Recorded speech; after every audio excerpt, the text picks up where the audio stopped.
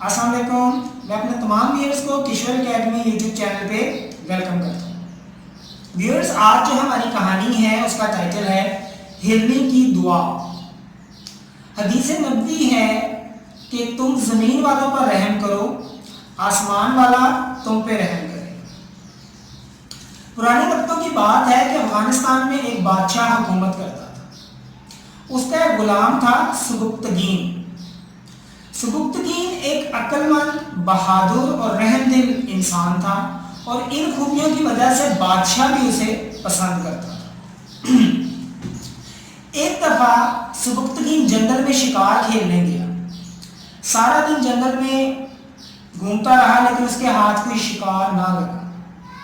شام کو واپسی پہ آتے ہوئے اسے ایک ہرنی کا بچہ دکھا، جس کو سبکتگین نے فوراً پکڑ لیا اور اپنے ساتھ لے کر شہر کی طرف روانہ ہوا.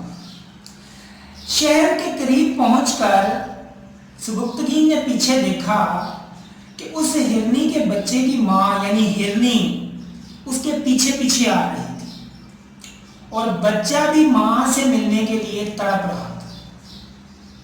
سبکتگین کو اس بچے اور ہرنی پر رحم آ گیا اور اس نے گھوڑے سے اتر کر ہرنی کے بچے کو چھوڑ دیا. بچہ دوڑتا ہوا ہرنی کے پاس گیا. ہرنی نے اپنے بچے کو پیار کیا اور جنگل میں چلی گئی.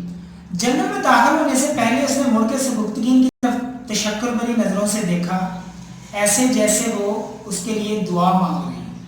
سبکتگین کو وہ نظارہ بہت اچھا لگا. سبکتگین گھر آ گیا اور سارا دن شکار کی وجہ سے تھکا ہوا تھا، لیٹتے ہی سو گیا.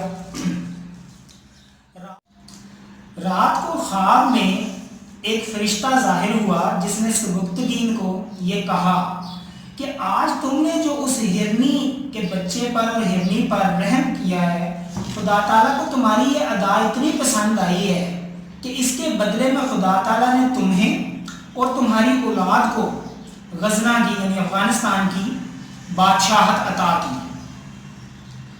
صبح یہ خواب دیکھ کر سبکتگین بہت حیران ہوا. یہ اس وقت کی بات ہے، یعنی اس وقت سبکتگین اور کسی کے وہم و گمان میں بھی نہیں تھا کہ سبکتگین افغانستان کا غزنہ کا بادشاہ بن جائے.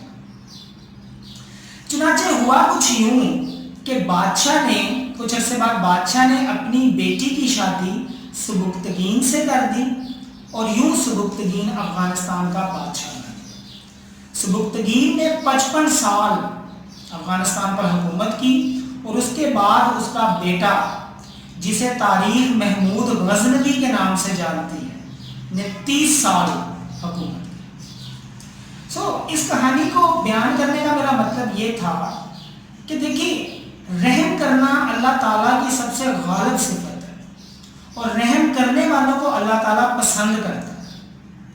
لہذا اگر ہم چاہتے ہیں کہ ہم پر اور ہماری آنے والی نسلوں پر خدا تعالیٰ کی رحمت ہو، تو ہمیں بھی رحم کرنے کی عادت کو اپنانا پڑے گا.